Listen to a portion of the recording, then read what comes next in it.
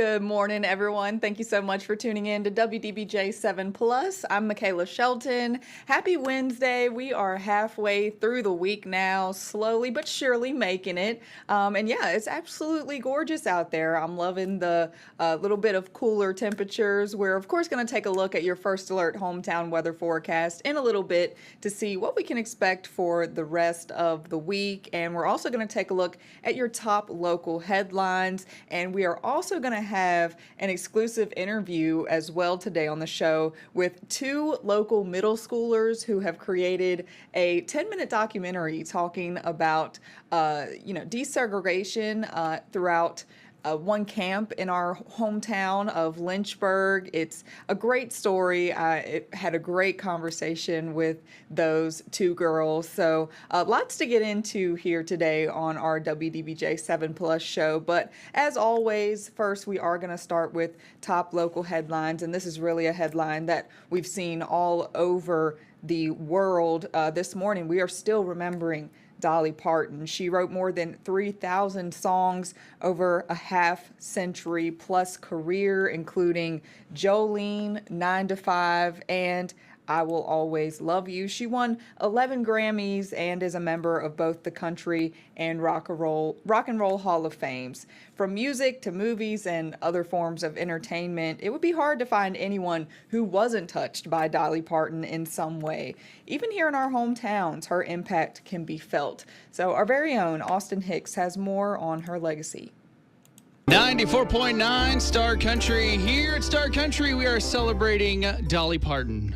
80 years. We're going to go. Brad Paisley, Dolly Parton, When I Get Where I'm Going. When I get where I'm going. Country music icon, movie star, and philanthropist are some of the many titles Dolly Parton earned in her 80 years of life. Now, people here in our hometowns are remembering a legacy that stretches far beyond her hit records. She's always doing something. She's building a museum. She's putting her name on a hospital. She's helping children. She's helping animals. She's helping everybody. So to hear the news that she had passed away, it was a gutting feeling, realizing what the world just lost. Dolly's legacy stretches far beyond the record-setting albums and her Country Music Hall of Fame induction. It's a proud feeling, not a vain feeling, but a very proud and humble feeling. Right here in our hometowns, Dolly is still making an impact on the future through her Imagination Library, which provides free books to young children. It's important for us just to continue carrying the torch that Dolly leaves, to say we can put books into the hands of children from birth to age 5 and continuing beyond that, and just continue to inspire that love of reading. For decades, Dolly's music and philanthropy has opened doors for women in both the music and business worlds. She's maybe the ultimate pioneer. I mean, she's opened the door for so many female country artists and so many female artists, so many artists for that. She's an icon, and it's a sad day. Dolly Parton was 80 years old, but her legacy will live on for generations right here in our hometowns. In Roanoke, Austin Hicks, WDBJ7.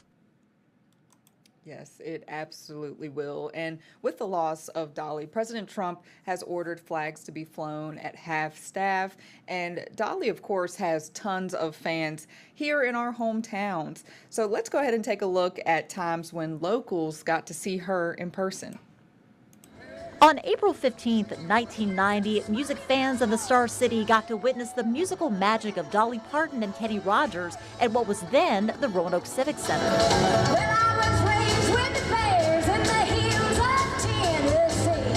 The legendary country music duo performed live for several thousand fans after teaming up for their massive hit, Islands in the Stream.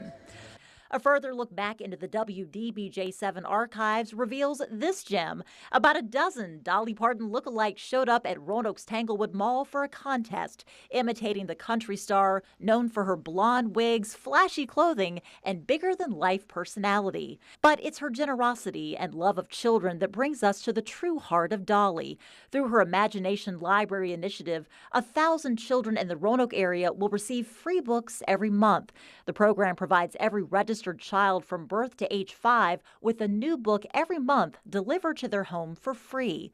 The Junior League of the Roanoke Valley and Roanoke City Public Schools launched the campaign 1,000 Bright Futures.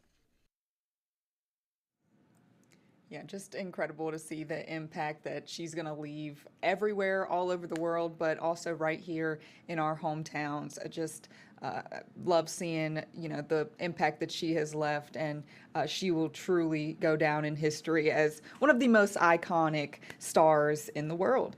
All right, well, the town of Christiansburg voted unanimously to stop using flock cameras. All 6 town council members voted to get out of the town's contract with flock as soon as possible.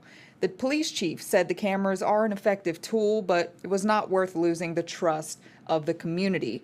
Now, over in Lynchburg, tensions ran high last night at the city council meeting. 2 topics, flock cameras and performance evaluations for certain city staff, were at the center of it. Our very own Robert Westerman was there and has the details. Lynchburg City Council's first meeting in over a month was heated.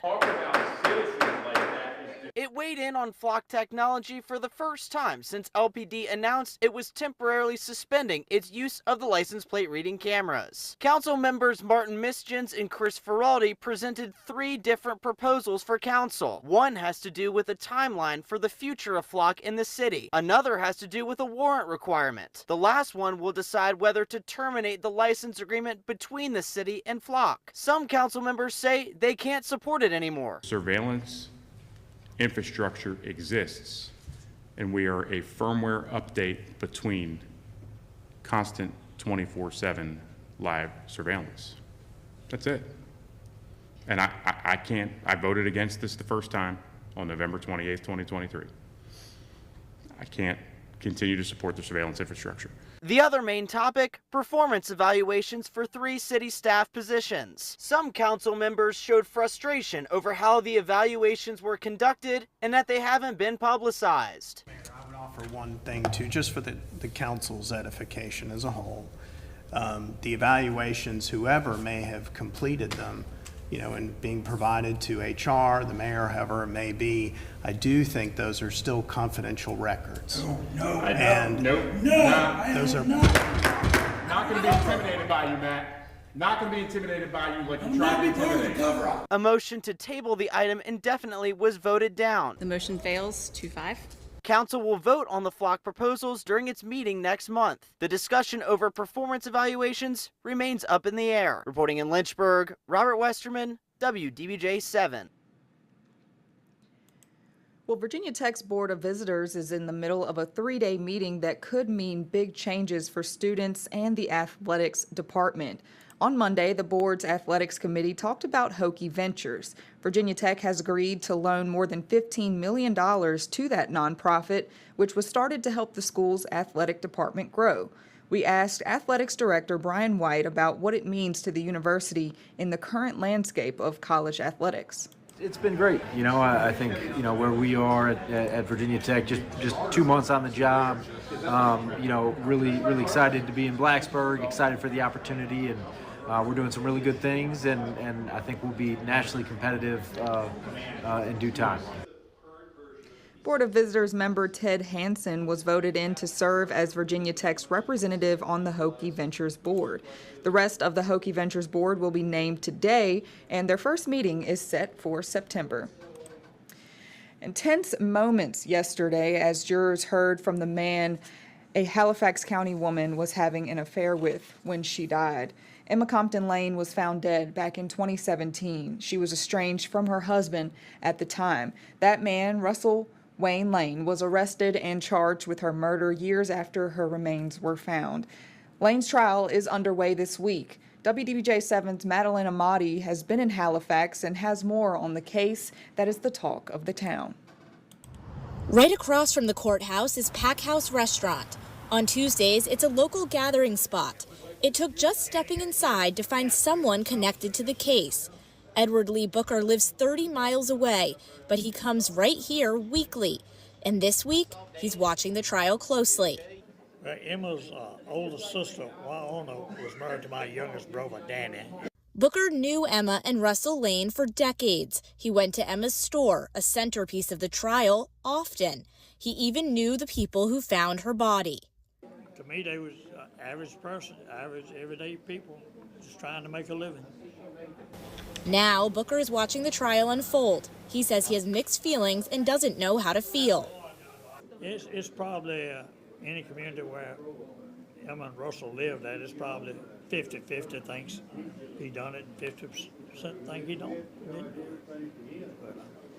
In the end, Booker says all he really cares about is justice for Emma. And inside Pack House, this trial isn't just small-town chatter, it's family history. And that was Madeline Amati reporting there. She spoke with others in the courtroom who shared stories about Emma, too.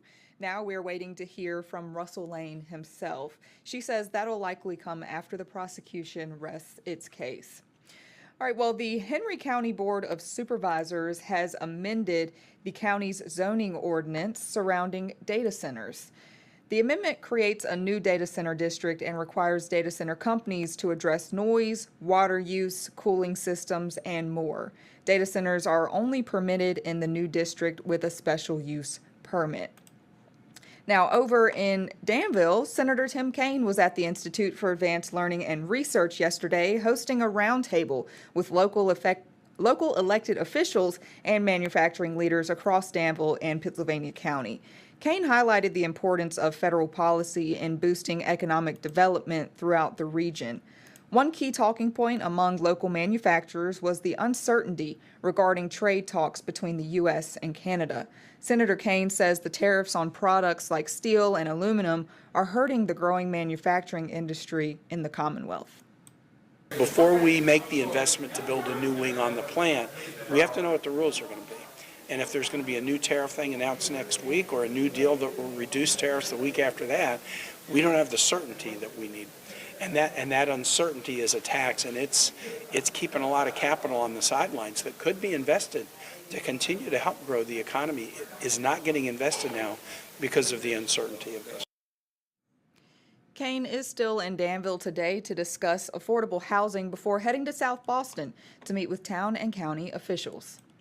All right, well, that was a look at some of your top local headlines for your Wednesday, but don't go anywhere because coming up after the break, we're going to take a look at that First Alert hometown weather forecast. We're going to be joined by meteorologist Caroline Matheny to see what we can expect for the rest of the week and into the weekend. And then later, we're going to have an exclusive interview with two local middle school girls who have created a 10-minute documentary that has been recognized nationally, and there's going to be a showing for it on Saturday. It's really special. Stay tuned for all that and more right here on WDBJ7 Plus after the break.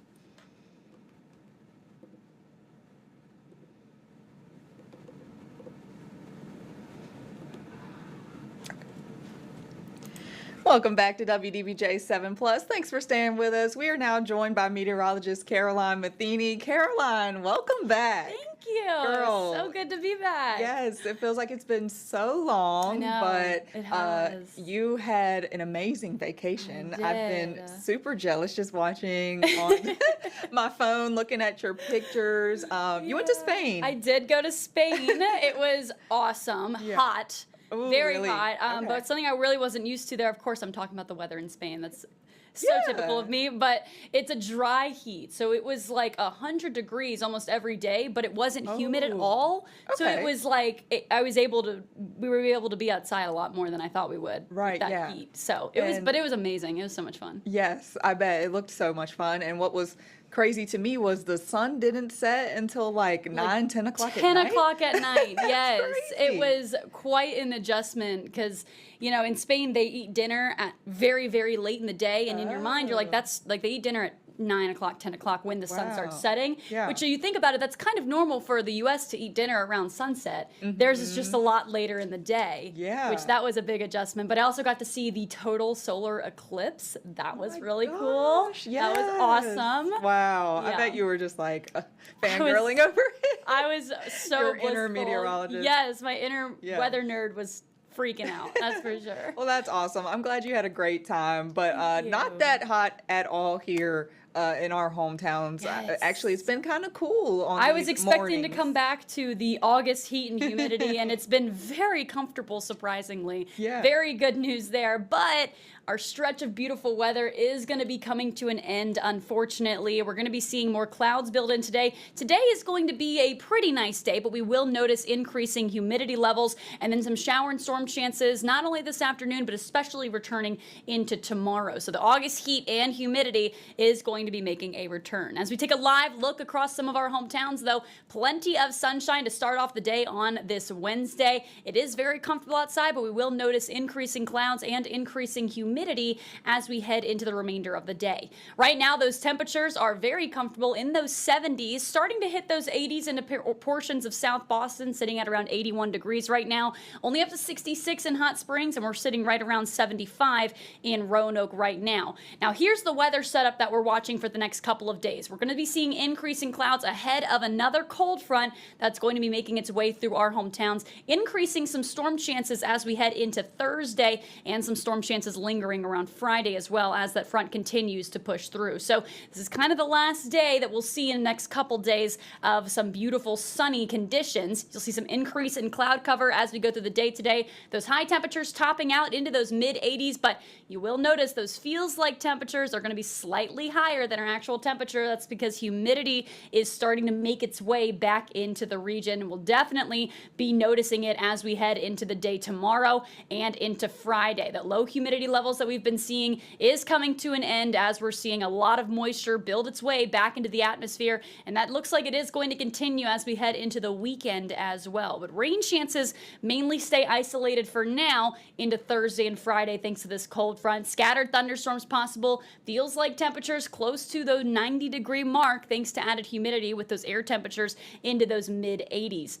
We're also looking at the chance of some strong to even severe thunderstorms as we go through the day tomorrow. It is a low-end risk, only a marginal risk, level 1 out of 5 for our northernmost counties, north of I-81 and up into West Virginia as well. It's a very isolated chance of some strong to severe thunderstorms, but it is possible. I think we will see a decent amount of sunshine throughout the day as well, and any areas that see a decent amount of sunshine could see extra fuel for any storms that do decide to pop up. So let's go ahead and time it out real quick in your future view. Tomorrow staying mostly dry to start. Once we hit those afternoon hours, popping up some thunderstorms, some showers, downpours possible. Not super widespread. I don't think everyone will be seeing these showers and storms throughout the day tomorrow, but just be aware you could see a pop-up shower or storm, and again, a better chance for some stronger storms will be isolated to our counties north of I-81. Then we should be mostly drying out on Friday, but then we'll see a couple of isolated shower and storm chances continue on Friday as that front slowly passes through our hometown. So taking a look at that super 7-day forecast, temperature-wise, going to be right around average for this time of year heading into the weekend, staying into those mid 80s, but we are going to be seeing humidity levels slightly higher, so it is going to start feeling a little bit sticky and muggy outside once again. Heading into Thursday and Friday, seeing a cold front system move through. It is a weaker front, so not going to be seeing super widespread showers and thunderstorms, but we could see a couple of pop-up stronger storms, especially on Thursday afternoon, and that continues into Friday, but then we should be mostly drying up as we head into your weekend, just in time for Saturday and Sunday. Still going to be seeing those high levels of humidity, but temperature is going to be comfortable in mostly dry conditions. Just a couple of pop-up showers are possible. And then looking ahead to next week, looks like the heat is going to be making a return. We saw beautiful, semi-below average temperatures over the past few days, but now we're getting back to those 90-degree range as we head into Monday and Tuesday. And Michaela, this past weekend was beautiful. Saturday we did see some storms, but Sunday went out to the pool. It felt so good. I only sweat a little bit. It was great. Yeah, it has been so nice. And it almost, you think maybe the temperatures are going to start going down with these, morning temperatures. But seeing 90 on the board, it's a reminder it's still summer August. is not done. It's not over yet. We are approaching fall. We but, are. September is pretty hot as well. So we will start cooling down eventually, but not just yet. Yeah, and that's fine with me. I'm going to soak it all in soak it while up. it lasts. Yeah. All right. Thank you so much, Caroline. And y'all make sure to tune in to the First Alert Hometown Weather Show at 1:30, where our meteorologists, they all put together content, whether it's weather related or, just other interviews that they do. It's great stuff over there. So stay tuned for that. And for those watching for right now, also stay with us, because after this, we are going to have a great interview with two local middle school girls talking about a documentary they created. Stay with us.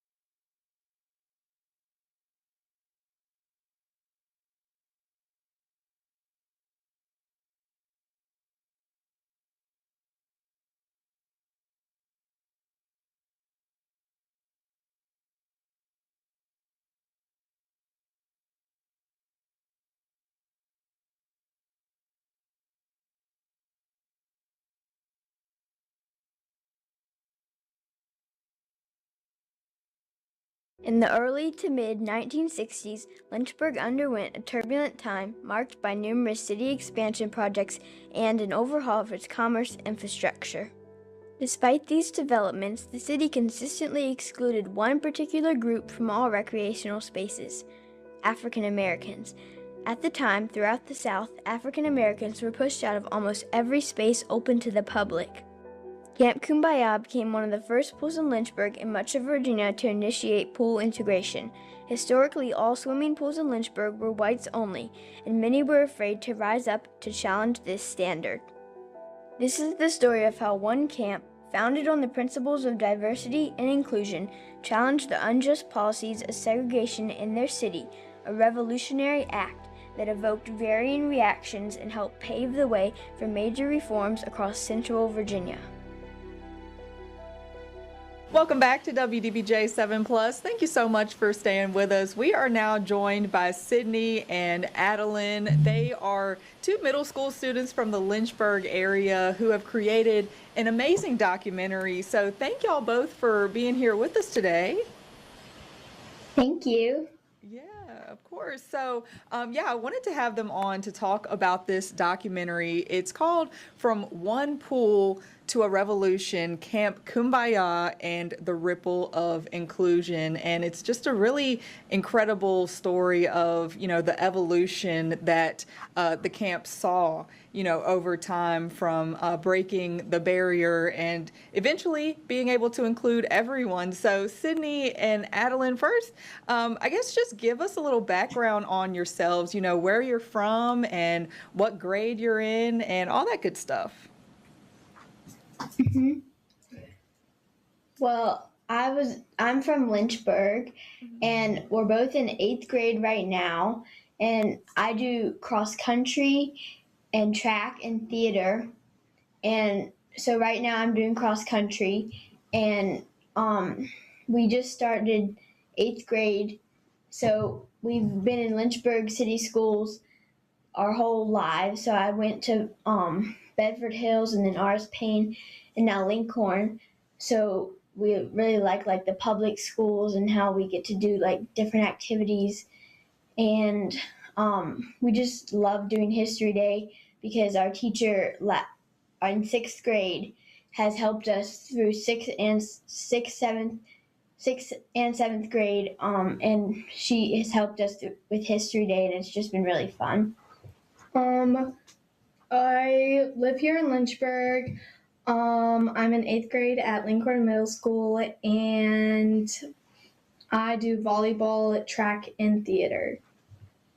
Wow. Yeah, it sounds like very active and involved with school and extracurriculars, which is awesome.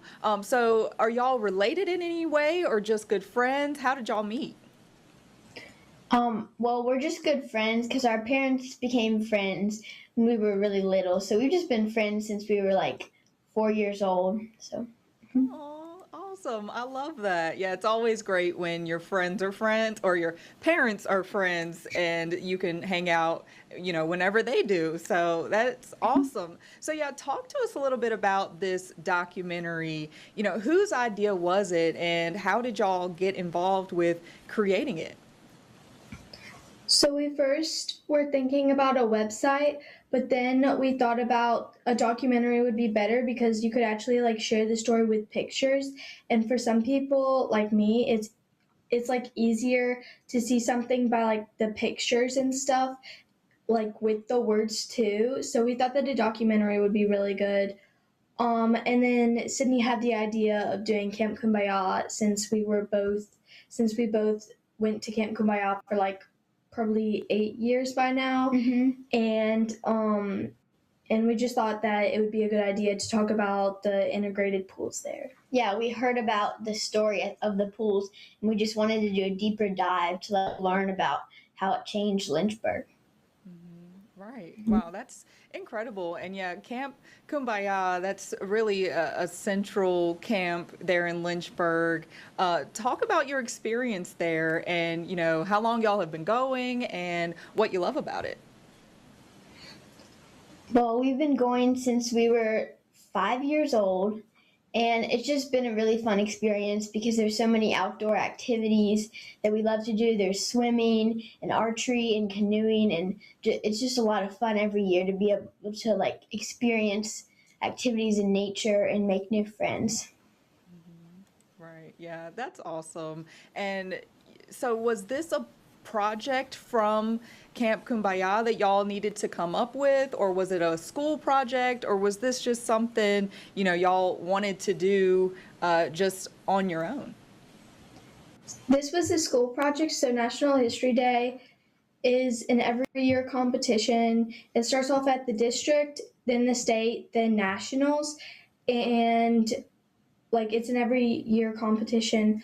But so we won first place at the district, we won first place at states, and then we also won a very special award. I forget the name of it, but we won a special award at states level too, and we were able to go to nationals. Yeah. So our teacher, like at school, she helps run History Day, so she helps us get signed up for it and know all the rules. So we just go into her classroom and we picked out our topic and what we were gonna do, and it was just like a really fun extracurricular activity because it's technically cool, but it's like on a national level. So lots of kids do it around the United States and all over the world. Right. Yeah, that's an incredible opportunity to get to do that. And, you know, I love how y'all took something that, you know, you actually found in your own lives, going to Camp Kumbaya and learning about that there, and then translating it over into, you know, a school project and really bringing it to life. I love what you said about, you know, just being able to visualize it, because I was the same way in school. I remember one time a teacher asked if I wanted to write an essay or film a video of myself explaining what was going on, and I chose to do the video because I mean I just think it can really have an impact on people who watch it. And you know, speaking of watching it, without giving too much away, what do you hope that people take away from it, and what do you think that people will learn from watching the documentary? Well, it's just a story that like not a lot of people know about. A lot of people know about the camp, but they really don't know how it started and how inclusive like it was since the beginning. So it's just an important story to tell of how like people came together, and even though there was people who were really mad and didn't like the idea of it, they all came together and shared the pool, and it's just really cool to share with people so they know like how important Camp Kumbaya is because of that story. Right. Yes, I agree. Just from watching it, you can see the difference that they made there. And, you know, you two, I think, narrated it, right? I think I could tell by listening to it. You could hear your voices narrating it. There's lots of visuals, pictures, and editing. And then you also interviewed a main character. So did y'all have much outside help? Because that's a big undertaking to do an entire 10-minute documentary. Did you have help, you know, from adults or people at school or family, or, you know, how did y'all go about creating the entire thing? So our teacher, Miss Burke, she kind of like helped us. She kind of set up like this is what you start off with. This is like how you get into it and stuff. And then Mr. Randy Nelson, he helped us find like some of the history and stuff by his interview, because his interview was originally 30 minutes long, and we got a bunch of information from that, which was really nice. But yeah, our teacher, Miss Burke, she helped out a bunch by like helping us like what to start, like the steps and stuff. Yeah, they really helped us like get set off on it by knowing the details. And once we did that, it took a long time to find pictures and from all the history of Lynchburg. But after we found it all, we put it all together, and it was just really fun to like create. Yes, absolutely.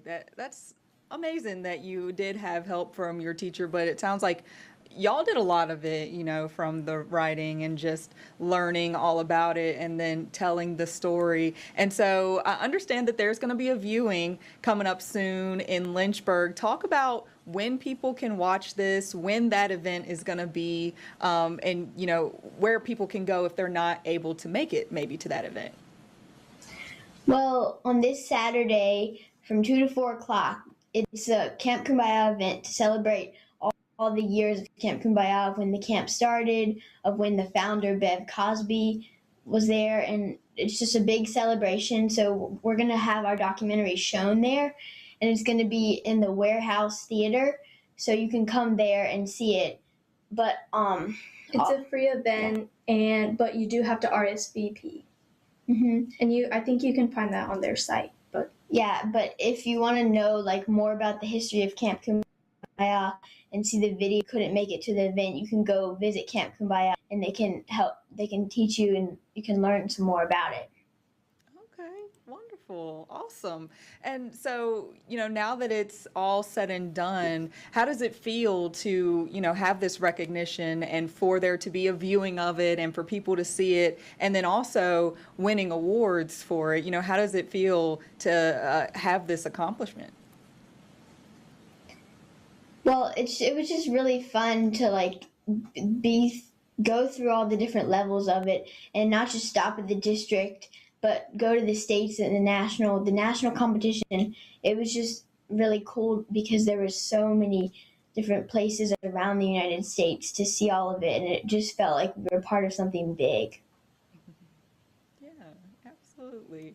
Well, congratulations again on, creating something so special. That the documentary, if you haven't seen it, go watch it. It's really impactful and really just showcases, the struggles and the unfortunate parts about, back in those days where there was segregation, but then to see how far we've come and the accomplishments that have happened. So thank you both so much for coming on today and telling us more about the documentary and your story. Was there anything else either of you wanted to add at all?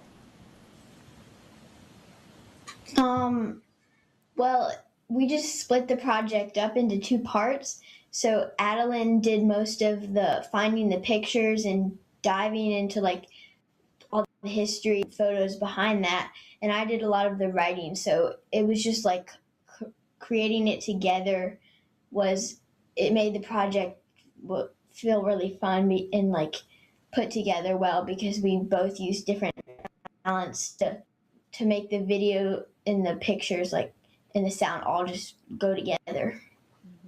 Right. Yes. Sounds like just great teamwork, and there's nothing better than doing something with one of your best friends too. It just makes things a lot better, and so I think that y'all are really going to go far. Maybe one day y'all can do this again in the future and continue to work and push each other. And yeah, again, just congratulations on what y'all have been able to do at such a young age. It is truly inspiring. I'm sure people who watch this are going to be inspired too, especially young people. So great job to you both, and thank y'all for coming and sharing this with us. And for those watching, don't go anywhere. We'll be right back with more WDBJ7 Plus after this.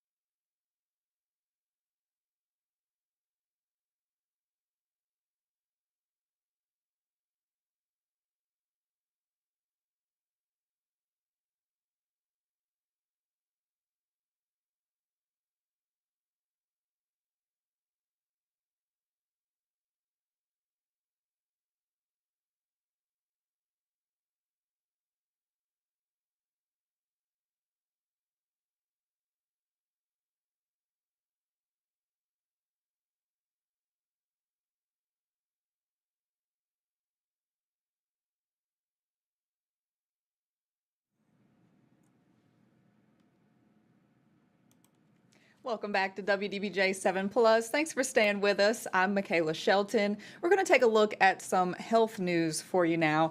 A study examining whether there's a link between insecticides and autism, and a warning about young people and exposure to suicidal thoughts. Our very own Amir Massenberg has all that and more in this Hometown Health. Here are your Hometown Health headlines. Young people exposed to others' suicide attempts are much more likely to attempt suicide themselves. A study published in JAMA found that adolescents and young adults who had someone in their social network attempt suicide had a higher risk of depression and suicide attempts. Researchers say the findings suggest looking at whether a young person has been exposed to a suicide attempt in their life could help identify others at risk for taking their own life. And exposure to insecticides is not linked to autism or social communication problems. An NYU Langone Health study found that the children of expecting mothers who had been exposed to agricultural insecticides at low levels did not have higher rates of autism. The study's authors say this doesn't mean the pesticides are safe. They could still harm the developing brain at higher exposures. And younger people exposed to ads for alcohol are more likely to drink. A study published in JAMA found that alcohol marketing, especially TV ads, led to more drinking and more binge drinking among young people. Researchers note young people are often exposed to ads for alcohol when they watch sporting events. For your Hometown Health, I'm Amir Massenberg. And staying on the topic of health, we are hosting a blood drive here at your hometown station today. This is happening from noon to 6 p.m. right here at the station. And we do have some room for more people. We actually filled up on sign-ups, but you can walk in and donate blood today. So just wanted to give a reminder about that. Hopefully we can help out the American Red Cross. I know we've got quite a few people signed up, which is great. This should be a super successful event. So just make sure to stay tuned with us throughout the day. We're going to bring you coverage of that and just show you, how it's going throughout the day. I'm going to be donating blood, so I'm very excited about that. I've never done it before, but I've always wanted to. And so what better time to do it than now right here at work? So yeah, that is a look at some of your health headlines, but don't go anywhere. We'll be right back with more WDBJ7 Plus after this.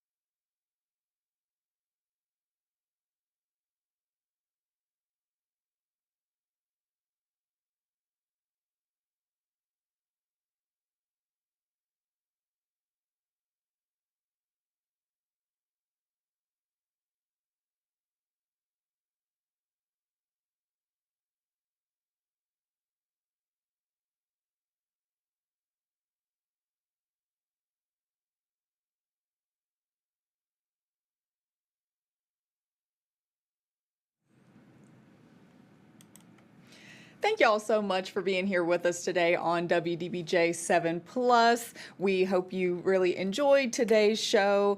We went through our top local headlines and an interview with 2 local middle schoolers who put together an amazing documentary that has won state awards and been recognized even nationally. So if you happen to miss any of it, though, you can go back and watch this entire episode. We put all of our shows on demand for you on our free WDBJ7 streaming app, and you can download that on your smart TV. Just type in WDBJ7 to download it, and I'm actually going to walk through now and show y'all how to access it. So let me go to the home screen here, and I'll show you what it looks like if you don't have it downloaded. And if you do, I'll show you maybe some things you didn't realize that are on the app. So if you log in, and again, this is completely free, so that's the best part about it. But we've got here, the big screen you'll first see is just what's streaming live, and we're always streaming something 24/7 right here on our app.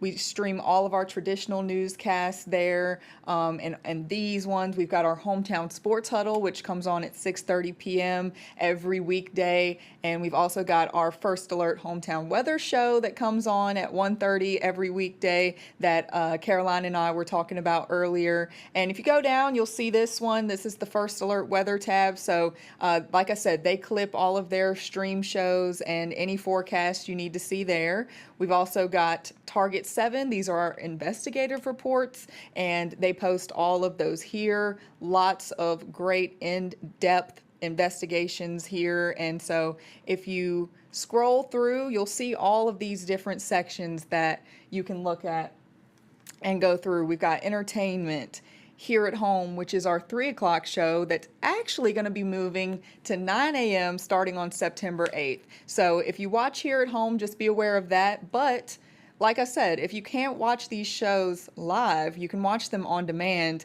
and you can do that really easily. If you just go, let's see, up to the top and go over to previous newscasts, there you go. You've got a full lineup, and it goes back a long time. So if you miss it, don't worry about setting your DVR to record or just worrying about getting home in time. You can go back and watch this anytime you want to from the comfort of your couch. And we have this same exact app on your phone too. So you can go download that and you can watch it. You know, if maybe you have a long car ride, you can't be home to watch the news, you can watch it on your phone for free. So it's really great. Or maybe you're out of town too, and you know, at the beach, you might not be able to get your local Channel 7 show on cable or, you know, satellite. So you can download this on your phone and stream it to your TV as well. We've got Hometown Eats, Hometown Veterans, Grown Here at Home, all of our exclusive franchise pieces that our anchors and reporters do amazing work on every week. Those are all here. We've got Watching Your Wallet, so a lot of consumer and just, you know, budget-friendly tips for you there. And then, you know, then we circle back to news. So anything you've seen on our traditional newscasts, you can go and see right here. We've also got the search right there up in the top corner where you can look for whatever you might be wanting to see. So yeah, awesome stuff there, and we are always looking to grow it every single day. So if you have any ideas, any suggestions, just let us know. Send us an email at news@wdbj7.com, and we're always wanting to hear from y'all. You can also send us a message on Facebook if that works for you. And yeah, we want to know what y'all want to see here on Plus, on our app, when we stream. So yeah, a lot of great stuff happening. I'm really enjoying seeing this grow every day. If you're watching on Facebook, go ahead, hop over to our website where you can watch it as well, or this app that we've been talking about. So yeah, thank y'all so much for being here with us today, but make sure to stick around because we do have our noon newscast coming up here in just a little bit. They always break down your top national headlines, local news, breaking news, weather, all of that good stuff. And we've also got our blood drive that I mentioned a little bit earlier in the show happening today from noon to 6. Come on by if you're able to donate some blood. We'd love to have you. American Red Cross is going to be here receiving those donations. And yeah, we've got a lot coming up for you here today. So stay with us on WDBJ7 throughout the day as we bring you the latest news across, your hometowns. So yeah, I hope y'all have a great rest of your Wednesday, and I will see y'all back here tomorrow at 11 a.m. Thank you so much for watching.